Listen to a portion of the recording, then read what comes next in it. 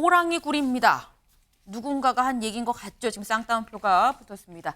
보시죠. 민주 탈당한 이상민 여 입당. 야 독식 대전 판도 뒤집을까라는 겁니다. 어제 이상민 무소속 의원이 국민의힘에 입당했습니다. 민주당을 탈당하고 잠시 기간이 있었습니다만 결국 국민의힘으로 입당을 했는데요. 이상민 의원의 목소리 직접 들어보고 오시죠.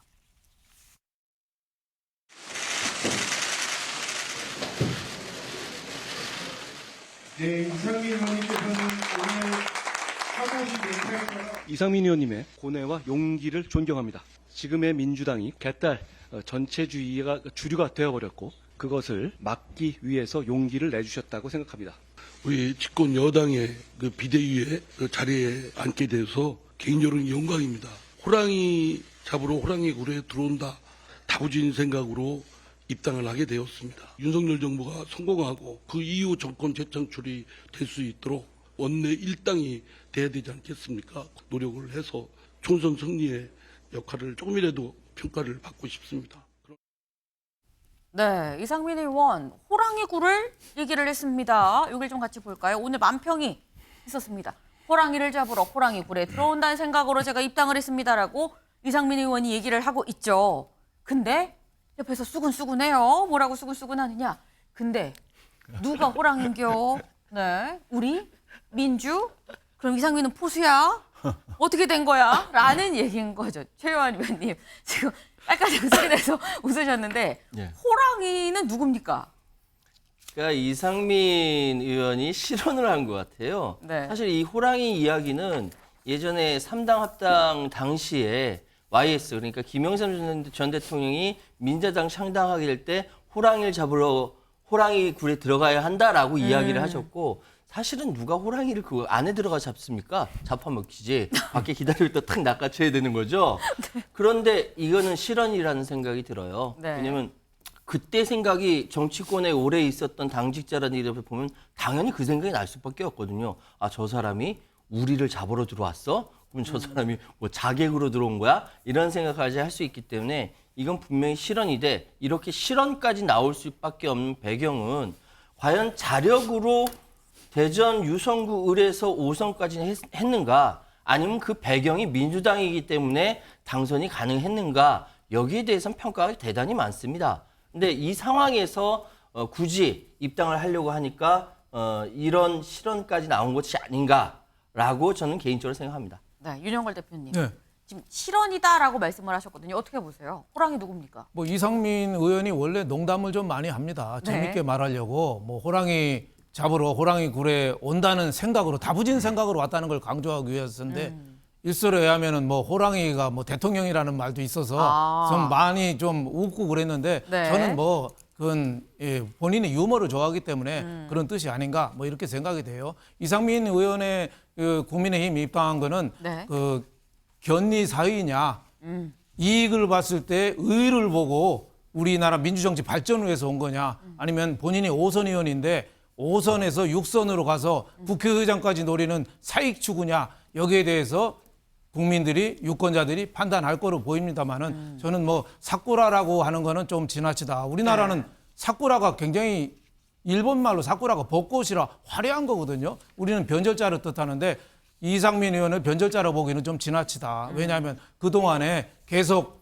그 민주당 이재명 대표하고 좀 다른 목소리를 내왔고 네. 또 중도 합리적인 노선을 대표해왔고 또 민주당에 더 있을 그 이재명 대표랑 공격하다 보니까 더 있을 형편이 안 돼서 나온 거거든요. 나와서 저는 뭐 비난할 건 아니고 오히려 그 중도 지평을 넓혀준 의미에서 네. 더구나 대전이 지역구가 7군데 있거든요. 네. 거의 민주당이 그동안에 한 10여 년간 석권을 했어요.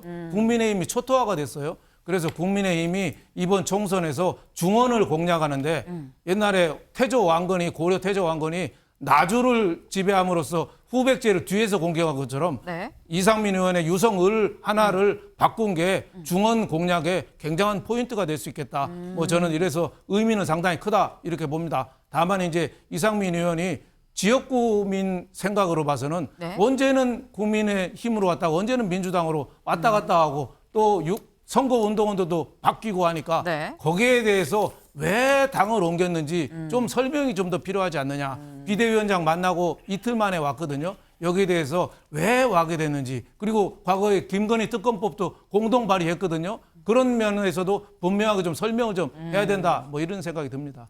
분명한 설명이 좀 필요하다. 당을 바꾼 거에 대해선. 하지만 국민의힘의 중원 공략에는 도움이 되지 않겠느냐라는 말씀을 하셨습니다.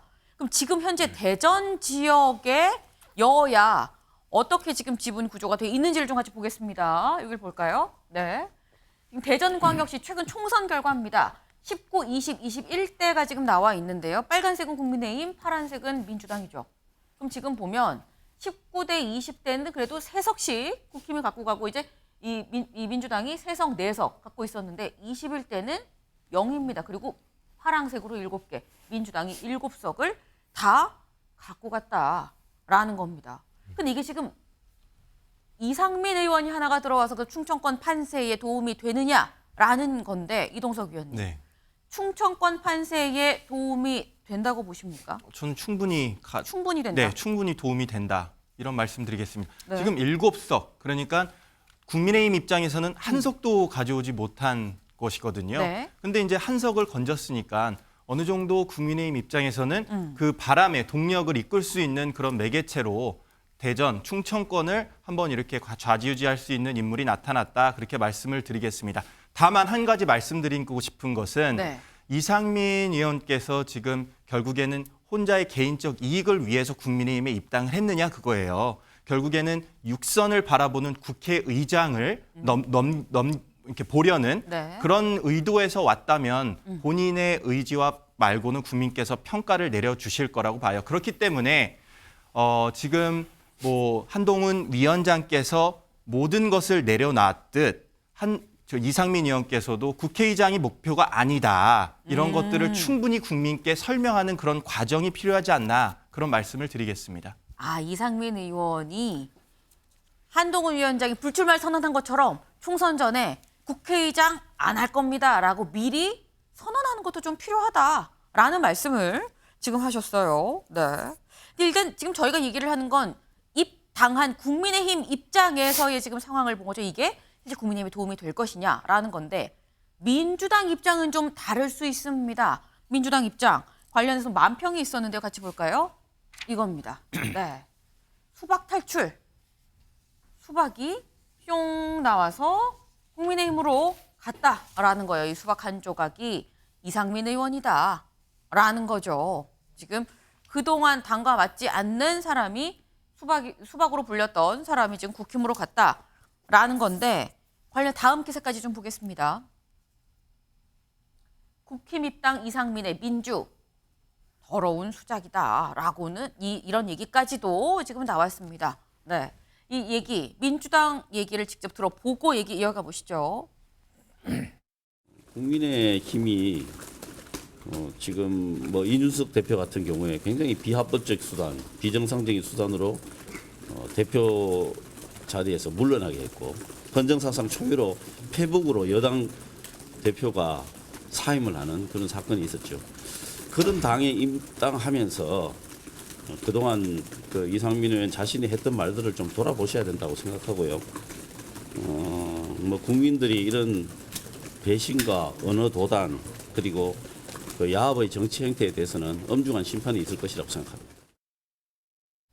네, 권칠승 대변인 얘기를 들었는데요. 각각 의원들 개별 SNS에도 이런 글이 올라왔습니다. 신영대 의원, 국힘으로 이적해서 몸값을 올리려는 수작 아니겠느냐라고 얘기를 했고요. 조홍천 의원은 비명이죠. 비명이고 아까 저희가 짚은 것처럼 친명의 어떤 도전장을 받고 있는 이 비명인데 민주당도 못났지만 국힘은 봐줄 만한 구석이 있는 겁니까? 라는 글을 올렸습니다. 네. 지금 민주당에서는 국민의힘으로 가는 게 좀 이해가 안 된다라는 굉장히 좀 비판적인 시각으로 보는 것 같아요. 최유한 위원님. 예. 지금 이상민 의원의 전력을 보면요. 2004년도 열린우리당부터 시작해서 자유선진당, 민주통합당, 더불어민주당 이번에는 국민의힘까지 자유롭게 당적으로 옮겼습니다. 그러니까 이 상황에 대해서 당선이 될 만한 사람을 이렇게 공천을 줘서 당선된 것이 아니라 이 사람이 당선될 지역을 찾아다녔다라고밖에 해석이 안 되고요.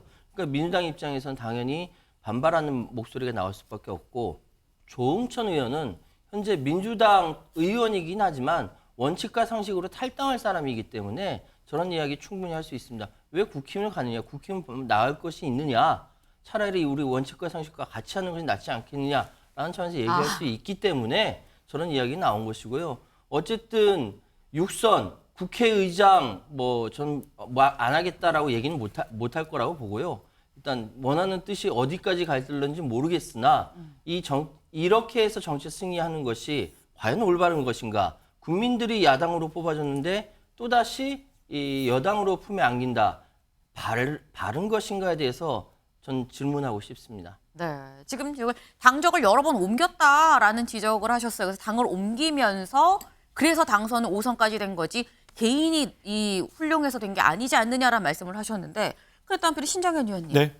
그러니까 이른바 철새 비판을 하신 거예요. 근데 철새라고 하기에는 막 탄핵 국면처럼 한쪽이 압도적인 승리가 예상되는 게 아니라고 한다면 당을 옮겼다고 5번이나 또 당선될 수 있는 걸까라는 생각이 들기도 하거든요. 이상민 의원 개인의 정치력이 분명히 존재하는 것이겠죠. 그리고 지역의 여러 가지 구도상 그 당으로 옮겼을 때 조금 더 유리한 국면에서 정치 감각이 발동해서 선택한 걸 수도 있습니다.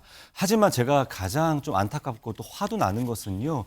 당신이 지금까지 비판했던 개딸 전체주의라고 하는 민주당의 당내 문화가 국민의힘은 존재하지 않느냐. 용산 전체주의로 불리는 모습과 개딸 전체주의는 너무나 닮아 있는데 과연 그곳에 가서도 당신이 했던 미스터 쓴소리의 모습 볼 수 있느냐.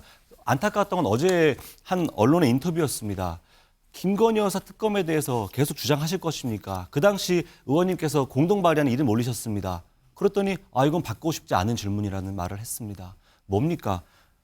결과적으로는 개인의 정치 생명은 연장했을지언정 한국 정치의 생명에는 전혀 도움이 되지 않는 판단을 하신 것입니다. 개인적으로는 항상 민주당 안에서 반성과 성찰을 하자라는 목소리에 저도 용기를 냈고 응원도 드렸지만 지금의 이 선택은 너무나 안타깝고 정말 돌이켰으면 좋겠다라고 생각되는 그런 현상입니다. 네.